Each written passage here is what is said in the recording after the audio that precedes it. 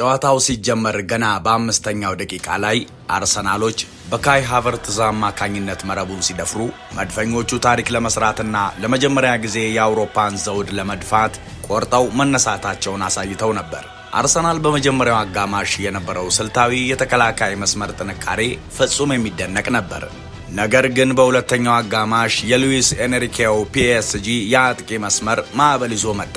በ64ኛው ደቂቃ ላይ ኡስማን ዴምቤሌ በፍጹም ቅጣት ምት ኳስና መረብን አገናኝቶ ጨዋታውን 1-1 ሲያደርገው በስታዲየሙ የነበረው ውጥረት ይበልጥ ናረ።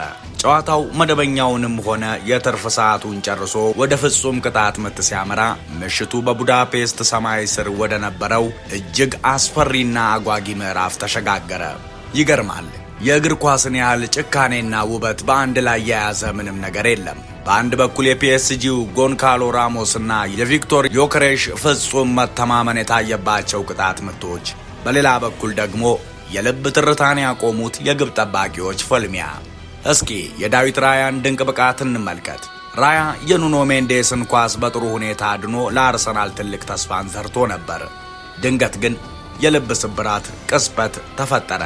የአርሰናሉ ኤበሬቼ ኢዜ ኳሱን ወደ ውጪ ሲሰድ ስታዲየሙ በዝምታ ተዋጠ።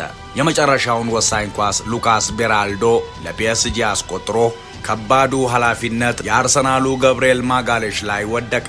ጋብርኤል ማጋሌሽ ኳሱን ለማስቆጠር ሲያማትር መላው የለንደንና የፓሪስ ከተሞች ትንፋሻቸውን ውጠው ነበር። ነገር ግን እሱ የመታው ኳስ ከግቡ አናት በላይ ሲበር የአርሰናል የዓመታት ህልም በፔናልቲ ጭካኔ ሲበተን፣ የፓሪስ ሴን ዠርሜን ደጋፊዎች ግን ለሁለተኛ ተከታታይ ዓመት ባክ ቱ ባክ የአውሮፓ ንጉሥ መሆናቸውን አረጋገጡ።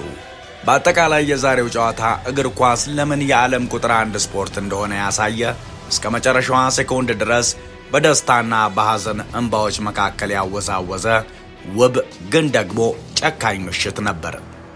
እስኪ ስለ አውሮፓ ንጉሱ ፓሪስ ሴን ዠርሜን የተወሰኑ ነገሮችን እንበል። ለዓመታት በሚሊዮን የሚቆጠር ዶላር ሲፈስበት፣ በርካታ ስሞች ሲፈራረቁበት፣ በዚህ ሁሉ ውስጥ የኖረው የፓሪሱ ክለብ በመጨረሻም የአውሮፓ እግር ኳስ ማማ ላይ ለሁለተኛ ጊዜ መውጣት ችሏል። ይህ ድል ለፓሪስ ሴን ዠርሜን ተራ የዋንጫ ስኬት ብቻ አይደለም፣ ለአንድ ትውልድ ትልቅ የታሪክ ዕዳ መክፈያና የክለቡን ማንነት ሙሉ በሙሉ የቀየረ ታላቅ ክስተት እንጂ።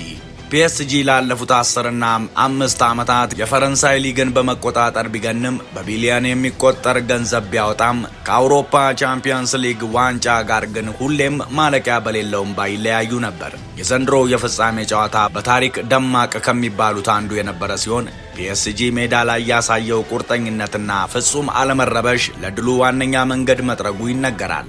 የካይ ሃቨርትዝ ጎል ፍጹም አላስደነቃቸውም። ጨዋታው ከተጀመረበት የመጀመሪያ ደቂቃ አንስቶ በመስመሮች መካከል የነበረው ጥንካሬ፣ የተከላካዮቹ መናበብና የአጥቂዎቹ ፍጥነት ባላንጣቸውን ሙሉ በሙሉ እንዲያሽመደምዱ አስችሏቸዋል።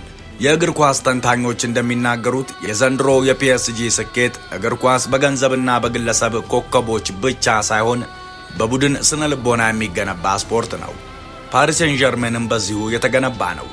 የባላንዶሩ ባለቤት ኡስማን ዴምቤሌ፣ ክቫራትስኬሊያና ሐኪሚ በወጥ አቋማቸው መገኘታቸው በተደጋጋሚ ዓመት ለድል አብቅቷቸዋል።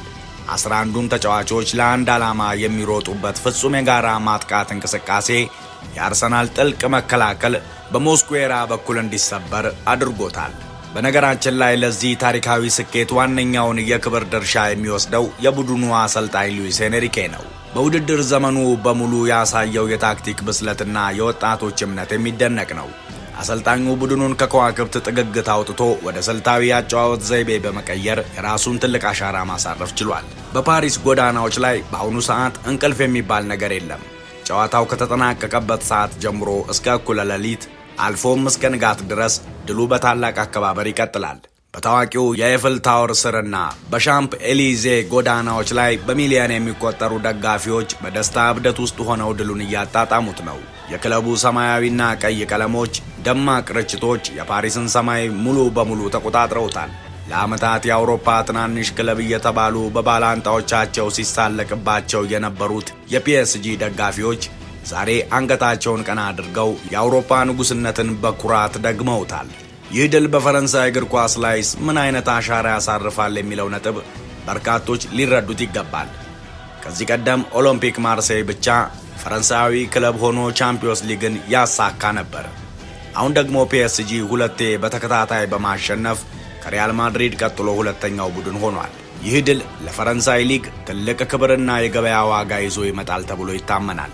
ከዚህ በኋላ የፈረንሳይ ሊግ የአንድ ክለብ ብቻ መፈራገጫ ተብሎ የሚናቀው ትርክት ያበቃለታል።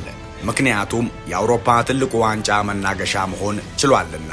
የክለቡ ፕሬዝዳንት ናስር አልኸላይፊ ጨዋታው ከተጠናቀቀ በኋላ ፍጹም በተሰበረና በደስታ እንባ በተቀላቀለበት ስሜት ታይተዋል። ቢሊዮን ዩሮዎችን አውጥተው ያላሳኩትን ሻምፒዮንስ ሊግ ደግሞ ደጋግመው አሳክተዋል። ይህንን ቀን ለማየትም 15 ዓመታት ሙሉ ለፍተዋል። ፒኤስጂ ዋንጫውን ሲያነሳ በሜዳ ላይ የነበሩት ወጣት ተጫዋቾች ያሳዩት ብስለት የክለቡን የወደፊት ተስፋ እጅግ ብሩህ አድርጎታል። በሊጉ ውስጥ የነበሩ ተቺዎች ሳይቀሩ የቡድኑ የታክቲክ ዲሲፕሊንና የአሸናፊነት ስነ ልቦናን አለማድነቅ አልቻሉም። በፒኤስጂ የሜሲንና የኔይማርን ዘመን አልፎ ከዚያም የክሊያን ምባፔን ስንብት ተቋቁሞ ይህንን ማሳካቱ የቡድን ግንባታው ምን ያህል ጥልቅ መዋቅር ላይ እንደተመሰረተ ያሳያል። ስም ሳይሆን ስብስብ ያሸንፋል የሚለው እሳቤ እዚህ ላይ በጉልህ ታይቷል። በጨዋታው ማጠቃለያ ላይ የታዩት ትዕይንቶች የተጫዋቾቹ እርስ በእርስ መተቃቀፍና በደስታ ሜዳ ላይ መንከባለል ድሉ ምን ያህል በከፍተኛ ጥማት ይጠበቅ እንደነበር ይመሰክራል። ይህ ዋንጫ ለክለቡ ባለቤቶችም ቢሆን ላፈሰሱት ቢሊዮን ዩሮዎች የተሰጠ ትልቅ ምላሽ ነው።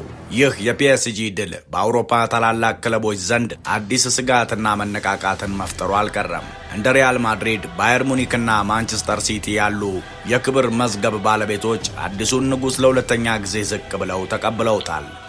ለፓሪስ ሰን ዠርሜናውያን እንኳን ደስ አላችሁ። ለአርሴናላውያን ደግሞ ቀጣዩ ዓመት የእናንተ እንደሚሆን ጥርጥር የለውም። ቸር ቆዩን።